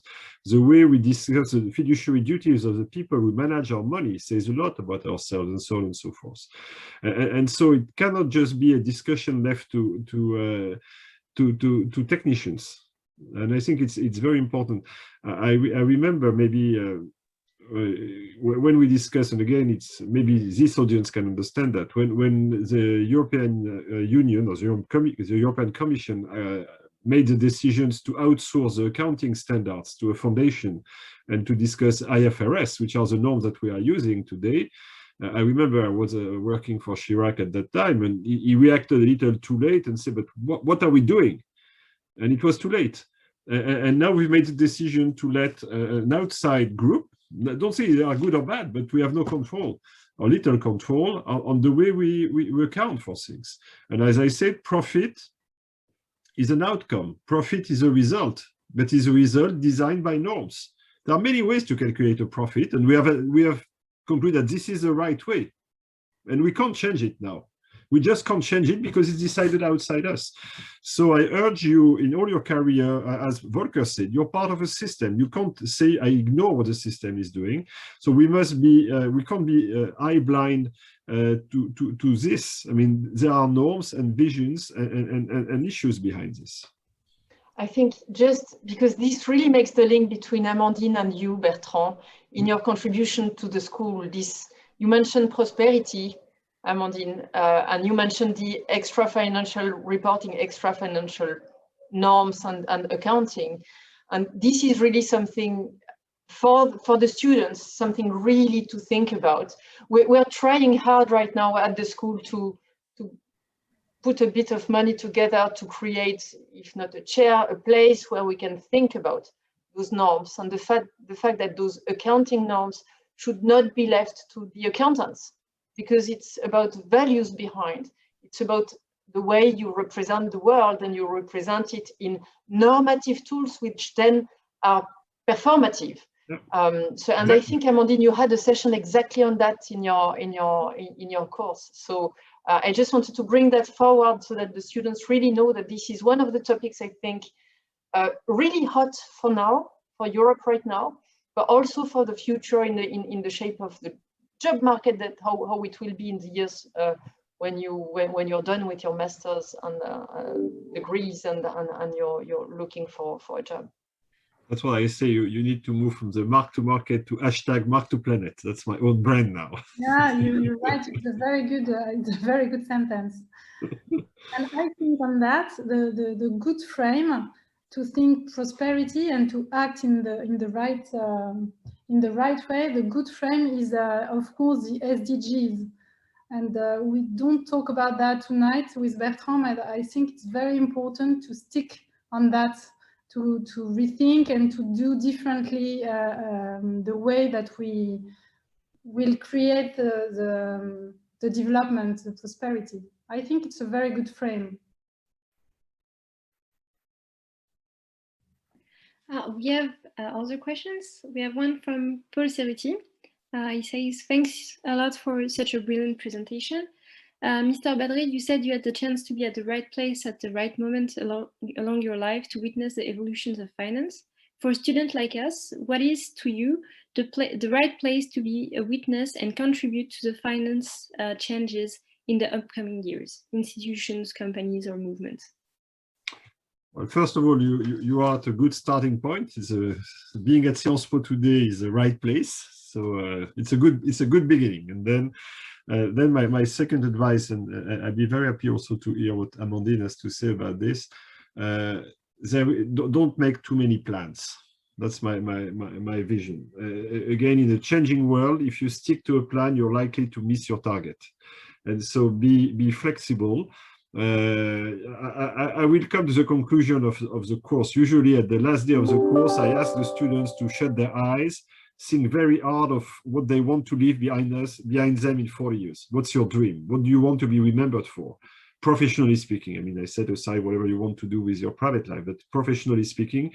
And then I say, okay, don't keep this somewhere in your brain and don't lose sight of that. And then whether you're sailing or hiking, you know that it's very rare that you use a straight line to go to the objective. So you can make a left, make a right, make a left, make a right, like when you sail. But don't wake up, I'm very old, probably the oldest in the year. Don't wake up at 50 and say, oh my God, I've missed my dream because I was part of, the peer pressures, the golden cage, what people would say about me, etc. Don't lose sight of that. I think it's extremely important. Pay attention to what's going on around you. But again, don't freeze yourself too early. That's my first recommendation. My second, and I try to be consistent with what I've said, try to speak different languages. I think it's extremely important. I think in today's world, what has shocked me the most is you have people, everybody's in his lane. You have the people in the public lane, the private lane, the civil society, etc. And people don't understand each other. They speak to each other, they don't understand each other. And so if you can move from one place to the other, I didn't plan for it, but now I believe I'm plurilingual. I can speak to the academic world, I can speak to the NGO world, I can speak to large corporate, to startups, etc. And that's probably my biggest asset, which I didn't plan for. And I think it's extremely important to be open and to try to put yourself in other shoes. But again, there is no plan. Quite often people call me and say, oh, should I do this or this? I say, listen to your heart, and you have the right to make a mistake. If you're not happy, you can change. That's the beauty of this world. You're not stuck to wherever you go for the rest of your life. And actually, it's better if you're prepared not to be stuck, because sometimes life decides for you, as I've experienced myself. I don't know if we will have the good answer, Bertrand, because we are both entrepreneurs. So a little bit. It took me a while, contrary to you, to become entrepreneurs. Yeah. So it's you have to be a little mad to be like that. So I don't know, maybe I will retalk, I'm sorry for that, about values. It's very important to do things according to your values, what you believe in. It's impossible to work in a company or in, I don't know, an organization who is totally different from what you are and what you believe in. So for me, values and the alignments between you and the people, the team, the organization you will work for is very important. Maybe for your first job or the 10 first years, pay attention to the people who will give you back. People, I don't know if it's a boss or someone who can just transfer the knowledge he has. And it's very important because at the beginning you will learn a lot. So you want to do everything. So be close to people that they want to transfer. Maybe I would say, according to exactly like you said, Bertrand, try to travel, not about only speak English and Spanish and Italian, but try to travel and live abroad. I think it's very, very important to meet different people, different cultures, and it's the only way to stay aware of what is going on. So if you can work and travel and meet different people, I think it's very important, because I believe that you will find the right ideas and innovative projects and innovative ways to do things and to do business if you are able to see the difference and to understand the difference. It's very important. I have many advices because I'm a little bit older, but I think this one is, those one are very important. Thank you very much for these useful advices. So we have a question from Ryan. Should finance, in order to save the world, focus on frugal innovation or maybe degrowth? Because investing might be a key, but how do we ensure ourselves that we invest in the right direction? That's for you, Amandine. I don't know if we have to be to focus on innovation, because there is a lot of solution existing. Actually, there is a lot of things well done, and we need finance. We need massive investment to put this solution at scale. So I'm not sure that we have to run after innovation and innovative project and new things. We have actually very good solutions, very good entrepreneurs, and they just need more investment to scale the project. So I'm not for innovation, absolutely. No, I think innovation is sometimes an easy way out. Yeah. You say, well, we have a tough problem, let's innovate. Because so and it's very American, actually. I've been living in the US for a while, and I remember in particular when I was working for Chirac at the very beginning, you know, when President Chirac went to Johannesburg and says our planet is in fire and we look elsewhere. We had conversation with the Americans and say, well, we'll find a technical solution. Why worry about climate? Innovation will be the solution. And it's partly true, but just partly. It's very interesting. I encourage you to read the books from Bill Gates that was just released on climate 2 weeks ago. He is the ultimate guy believing in innovation. I've had the privilege to meet with him, and he said, yeah, we find, but even in climate, he said, it's not just about innovation. It's about, I mean, our innovation is the way we live. not just technical innovation. And I think this is way more important. Back to Tolstoy, the way we change ourselves. And so it's good to innovate, but as Amandine says, the innovation for the sake of innovation is not what we need. It has to go deeper than that. Also, I must confess that in our own blue like an orange impact rating system, I mean, I don't want to enter into the details, but we try to rate the impact of products, of investment opportunities, the way we rate the credit of an investment, and to compare the impact rating of a dollar invested in a project in health to the dollar invested in a project in access to credit, for instance. And we've tried to see, okay, what are the key features that we want to assess for every project? And so the first one is the creation of jobs, decent jobs. The second one is gender. The third one is taking into account of environment, not only climate, but also air pollution, water pollution, biodiversity. And the fourth one is innovation. It's because we are investors, so we want to put money where you make a difference, and if possible, a scalable innovation. That's really, so I'm not totally consistent on that, but that's, once it's confessed, it's okay. We have a question from Fatma Osman. Is finance democratic enough to be a real environmentally and socially performant tool? I don't know what people mean with democratic. I mean, the business world is not democratic, which actually is a tension today because people are willing to change this, and so there is a tension between democracy and the way companies are run and the governance, etc. So it's a tension. It's a tension. We are no longer in the Taylor model where, as they say in the US, it was designed by genius to be run by idiots. So this is no longer acceptable. So I don't think finance is different from that perspective. But what I take from this question is really coming back to my idea of the hand on the tool, is that finance should not be autonomous. Finance should be really connected. Finance should be rooted in the needs of the economy. That's absolutely crucial. And it's not just about diversity, etc. It's way more important than that. And in particular, I'd like to remind people of that very interesting statistics, which I discovered 10 years ago. The moment where finance had the biggest percentage of the GDP in the US and the UK was unsurprisingly in 1929 and 2007. And so just before the two big crises. So I think we have to keep finance at its right place and make the best use out of it and control it. And that's why I think everything which is connected to proper supervision, etc., is critical. That's why I think for me, this was, if there was one fault line of the neoliberal model vis-a-vis finance, is this approach of light touch regulation.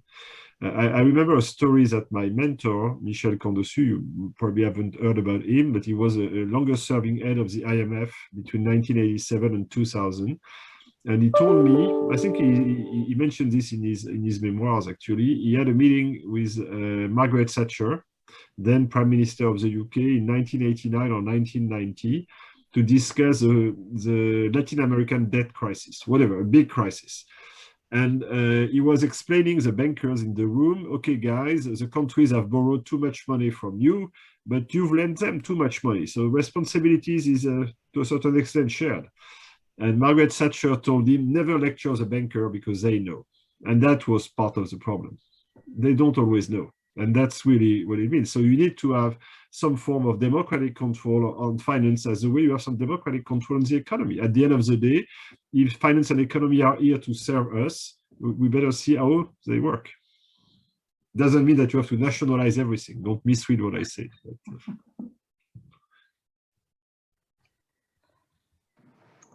Thank you. We have a question from Thomas. Do you think that we need to rebuild the fundamentals of accounting in order to modify some financial ratios and curb the focus on rentability? And he has in mind the multiple capital accounting, like CARE model or something else. Yes, I mean, this is the art of what I was saying. As I say, when we have to open the hood and work on the engine with our tools, this is precisely what we should consider. What in our accounting system makes sense and does not make sense into this world? How do you incorporate into the system the accounting for the use of nature, the use of biodiversity, as a price of carbon, and so on and so forth? So what type of tools do you incorporate? At the end of the day, being provocative, profit is a norm. I wouldn't almost say profit is a social norm, the way we calculate it. And so if we want to work on it, that's what we have to do. So this is, for me, a number of, actually, we're not starting from nowhere. I mean, there are a number of places where people work on that, again, with their vision of the world. Ronnie Cohen, that some of you might hear when we come to the next course, is working with Harvard in particular on what he called impact-weighted accounting, taking into account impact in the accounting principle. So that's one aspect. In Germany, you also have some work on this. You have all the work on the disclosure, the way you report on things. I mean, you might have heard about the TCFD, which is a task force on climate disclosure, which was led by Mark Carney and Michael Bloomberg a few years ago. You have the same now on nature and biodiversity. So there are a lot of things going on. So we're not starting from scratch, but this is really what is needed. People realize that as long as you don't change the measurement, as long as you don't change the tools, you will rely on goodwill, as I said, and goodwill is fragile.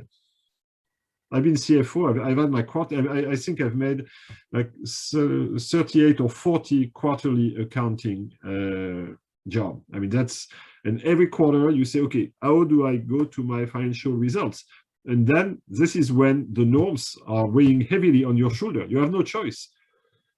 And this is your job. So if the norm change, I mean, you change. That's as simple as that.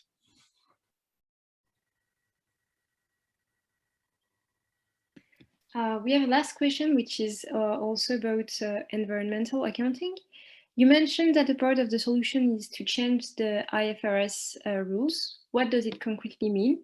Giving a value to social and environmental asset companies, use and externalities it creates? Well, that's what I've just said. It's again, and we just have like 30 seconds. So I encourage you, the students that are the happy few that will join my course next week with Ronnie Cohen, we'll have a full Monty on this. So that's a teaser for encouraging the one we are registered to come.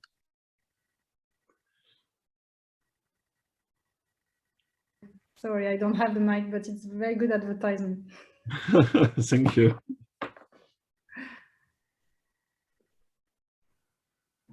Okay, maybe you have time for our last question.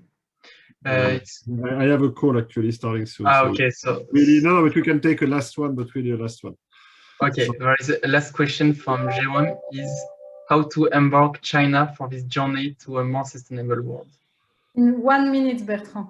No, it's a timely question because, as you might have heard, this is the first meeting between the Biden administration and the Chinese administration in Alaska today.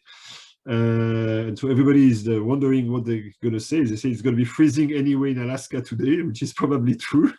And most Americans agree that the only topic where you can really discuss with China is sustainability. The rest is really probably out of reach.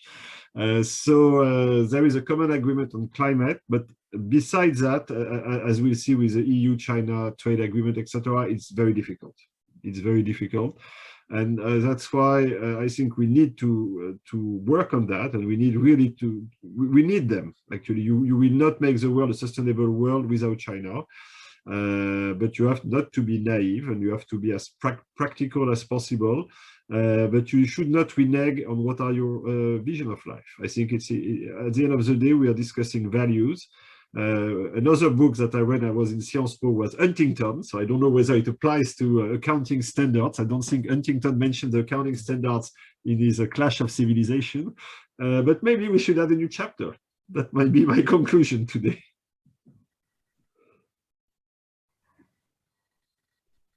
Well, thank you very much for this presentation. It was very interesting. I think we're reaching the end of the conference. Do anyone want to add something? No, I think your conclusion is is perfect. Maybe Florian, le mot de la fin. Thank No, you no, very much to all speakers. C'est dur ça.